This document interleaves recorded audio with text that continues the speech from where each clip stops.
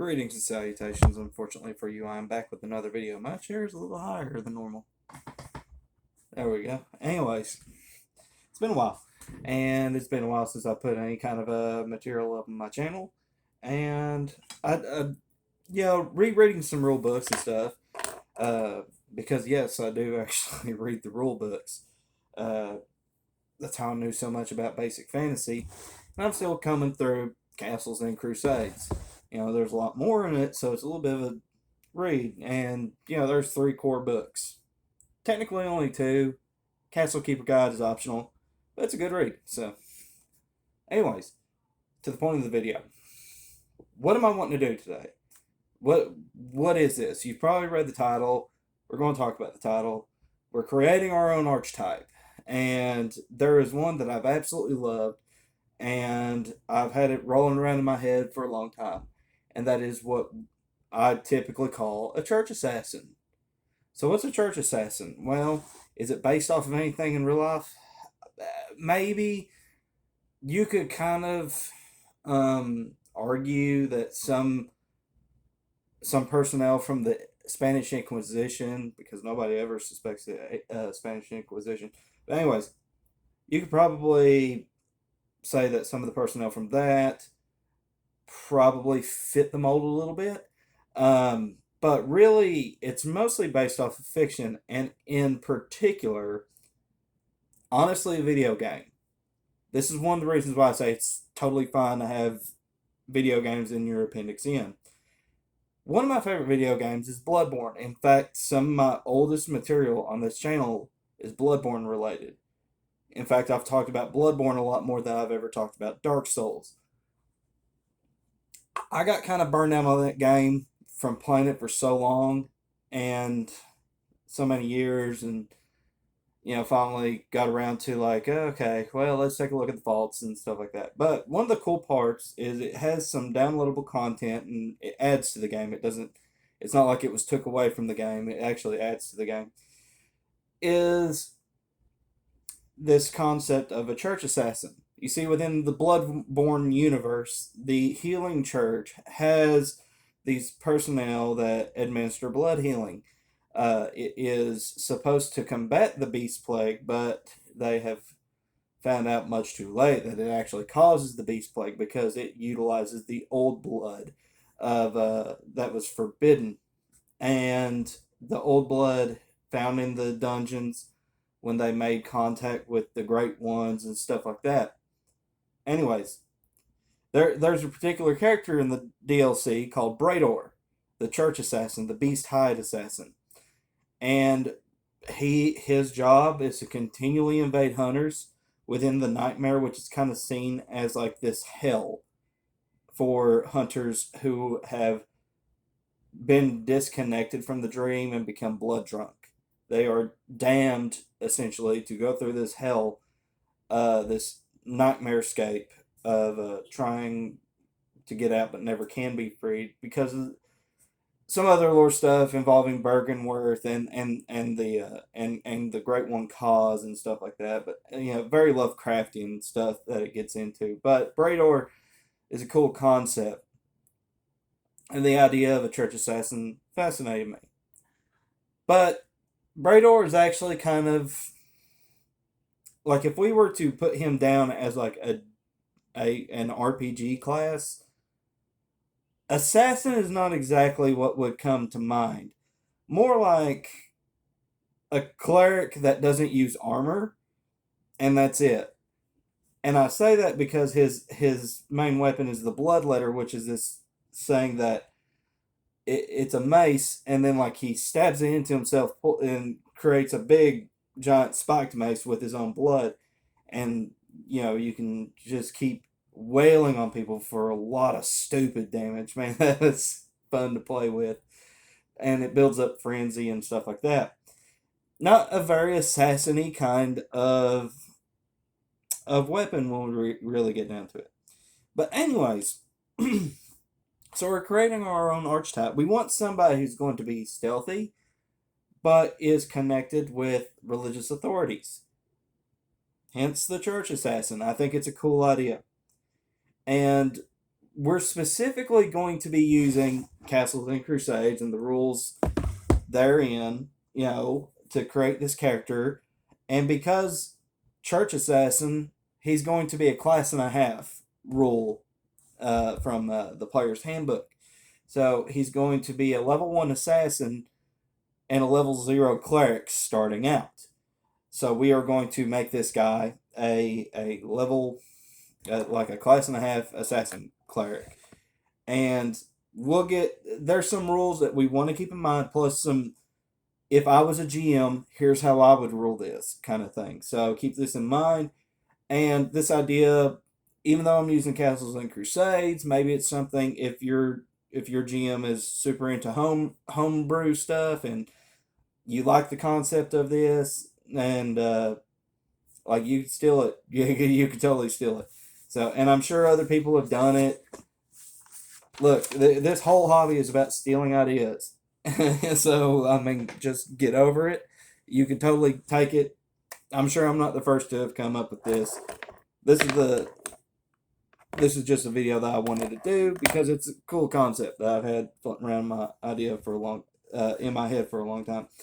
So, we'll come up with a very basic backstory for this guy. I know a lot of you just cringed when I said that word, but hear me out. This is just a rough character sketch. So that if I was a player, and if I was going to bring this to a Castles and Crusades table, what would my reasoning be for this guy to be who he is, to have chosen the path that he has chosen, to have taken up the vocations that he has? This guy was orphaned from a young age. Orphanages are usually connected with churches, clergy, and so on and so forth, especially back in medieval times, whenever, on the off chance a village did happen to have one. That being said, because he was raised in the church, he has some of this very basic rudimentary knowledge. Not as much as the clerics, but as much as anybody who just goes and warms a pew on Sunday mornings, right? And the reason that he's an assassin is because he specializes a lot from early, because he was an orphan. Before he was taken into the orphanage, like he would sneak around and stuff like that, and he always carried a knife on him for self-defense. He never got into the lock picking kind of stuff or pickpocketing things that a lot of people end up doing when they start to go towards the more thief oriented stuff. But this is a kid that knew had a basic idea how to defend himself with very basic bladed weapons. And as time goes on, and he's brought into the church kind of sees a little bit of a benefit here, especially when it comes to the more political realm. And I don't care who you are, religious bodies are almost always going to be political, whether you want to admit that or not. Even when they say they are not political, that is a political statement. But anyways, just to get that disclaimer out beforehand, because I'm sure someone's going to be like, no. Anyways, so because of this, they invested a little bit into his training in terms of like the knowledge that he would have from like prayer books and stuff like that. Not quite there. He's learning. He's going to learn because he's associated with this faction with the church. But because the church has these connections to like guardsmen and stuff like that, the kid kind of grows up to have a little bit more. He knows what he's doing a little bit better than what he did when he was a kid. So he relied a lot on handouts on the streets whenever his parents died. Then when he was taken in, he didn't have to rely on that anymore. That's why he didn't go the thief route. We're not writing a novel. I understand this backstory has plot holes. We're working with a cool idea, okay? So just okay. So anyway, that's a rough character sketch. So there you go. That's all we need. We don't have we left details out because we want details to fill in for our game master's world.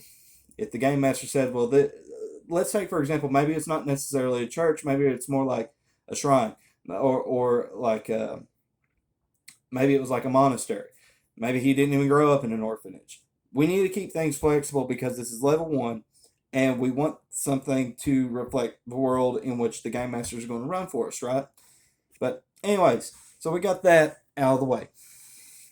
Now, that being said, let's take our other dice out of here real quick because we just need 3 right now.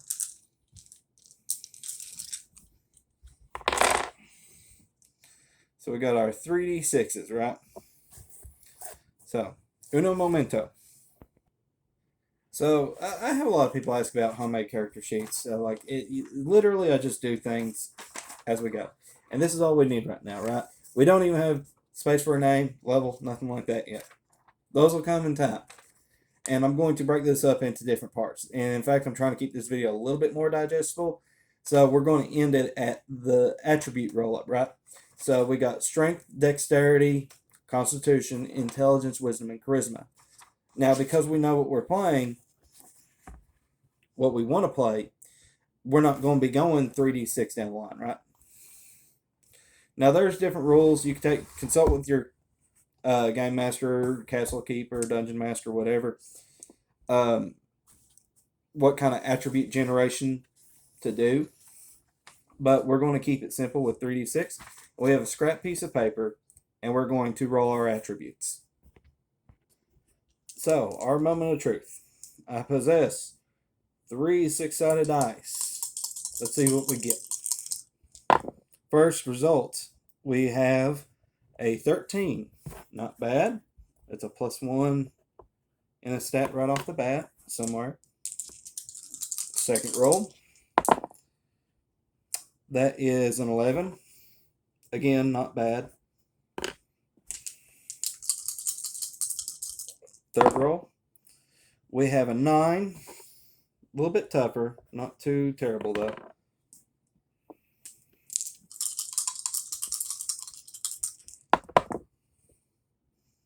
That is another 9. So we are very middle of the road, but that's okay. We're not looking to play a superhero.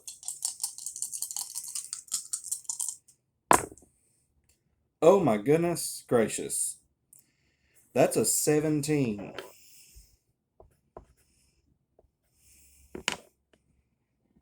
Two 6s and a 5. And final one, we pooed the bed a little bit. That's an 8. But that's okay. So we want him to be bad somewhere. This is what makes role-playing interesting. I find when people try to make their characters good at everything, makes everything bland and boring. It's terrible. Like, I understand that, like, if I had a character sheet in real life, charisma is probably my dump stat, without a shadow of a doubt. Everything else I would say is kind of middling. I'm not very dexterous.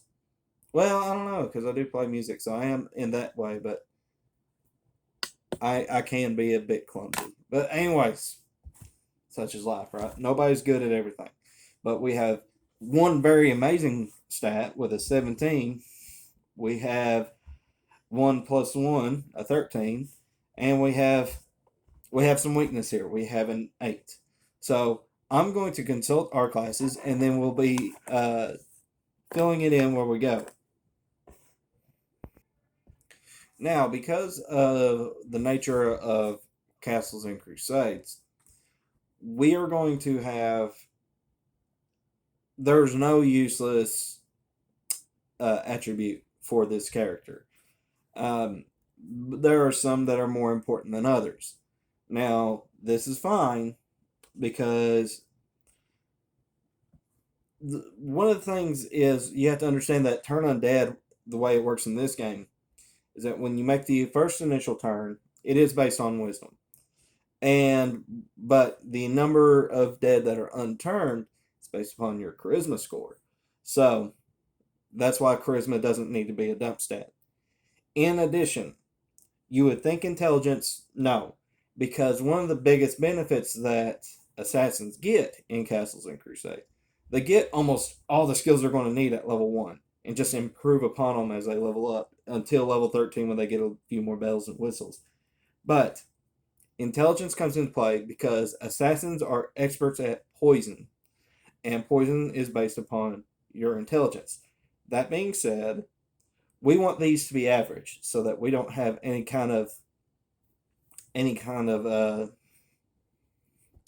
penalty. We can explain this a little bit because now we're going to have strength. Strength is not useless to us because some of our weapons are going to be based upon our strength. That being said, none of our skills for these two classes involve strength, but we still want decent strength.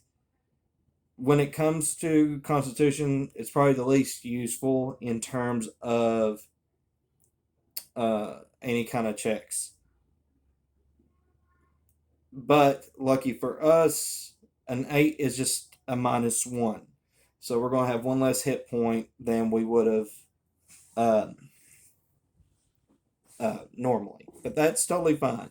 And we can play into this with role playing as well. Now, this can also be adjusted if we decide to go with a particular race. However, I decided I want this guy to either be a half elf or a human. And I'm not sure yet, but I've kept you long enough. So, next time I make a video, here's the stats we've got. We're going to, and of course, I'm going to. Now, we know that we need dexterity and wisdom as prime attributes, and so we're going to star them. But in case we do happen to go with a human, we'll probably choose something else.